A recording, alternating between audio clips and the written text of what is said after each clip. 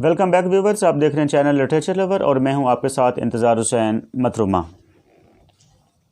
आज की शॉर्ट सी वीडियो में हम डिस्कस करेंगे फिगर ऑफ स्पीच में से एक ऑक्सीमोरॉन को। ऑक्सीमोरॉन की तरफ जाने से पहले अगर आपने चैनल सब्सक्राइब नहीं किया हुआ तो आप इसको सब्सक्राइब कर लें ताकि आपको जब भी कोई वीडियो अपलोड हो तो आपको इसके नोटिफिकेशन मिलते रहें। ऑक्सीमोरॉन जो वर्ड है इसका जो लिटरल मीनिंग है वो है पॉइंटेडली फुलिश। ऑक्सीमोरॉन बेसिकली दो ऐसे वर्ड्स या दो ऐसी फ्रेजेस को कहते हैं जो एक दूसरे की कंट्राडिक्ट होती हैं, जो एक दूसरे की अपोजिट होती हैं, लेकिन उन दोनों को इकट्ठा एक साथ यूज़ किया जाता है, यूटिलाइज़ किया जाता है और उनको एक साथ यूज़ करने का मकसद इफ़ेक्ट पैदा करना होता है। यानी जो लिटरेरी टेक्स्ट होती हैं उस लिटरेरी टेक्स्ट के अंदर इफ़ेक्ट पैदा करना, खूबसूरती पैदा करने के लिए हम उसको यूज़ करते हैं ऑक्सीमोरॉन में। फॉर एग्ज़ाम्पल अगर हम उसकी एग्ज़ाम्पल की तरफ जाएं तो उसकी एग्ज़ाम्पल में आप यूज़ कर सकते हैं हार्ट आइस।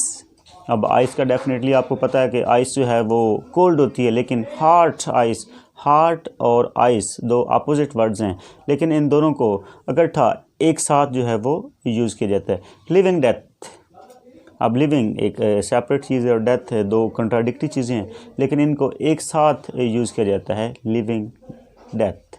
इसके साथ ही हम एक और वर्ड यूज़ कर सकते होते हैं जिसको हम कहते हैं ओपन सीक्रेट। ओपन और साथ में सीक्रेट, ये दो कंट्राडिक्टरी वर्ड्स को एक साथ यूज़ किया जाता है। रेगुलरली, इर्रेगुलर, अब ये दो कंट्राडिक्टरी वर्ड्स हैं, तो इन दो कंट्राडिक्टरी वर्ड्स को जब एक साथ यूज़ किया जाता है तो इसको हम कहते हैं कि ऑक्सीमोरॉन का इस्तेमाल किया गया है।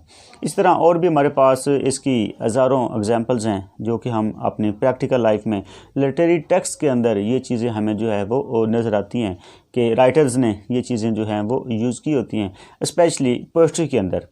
वैसे तो लिटरेरी टेक्स्ट में ड्रामा के अंदर भी, नावल के अंदर भी ये चीज़ें जो हैं या प्रोज़ के अंदर भी इस्तेमाल की गई होती हैं, लेकिन पोइट्री के अंदर चूँकि इन चीज़ों के ऊपर ज़्यादा फोकस किया जाता है और ज़्यादा अच्छे तरीके के साथ यूज़ की जाती हैं।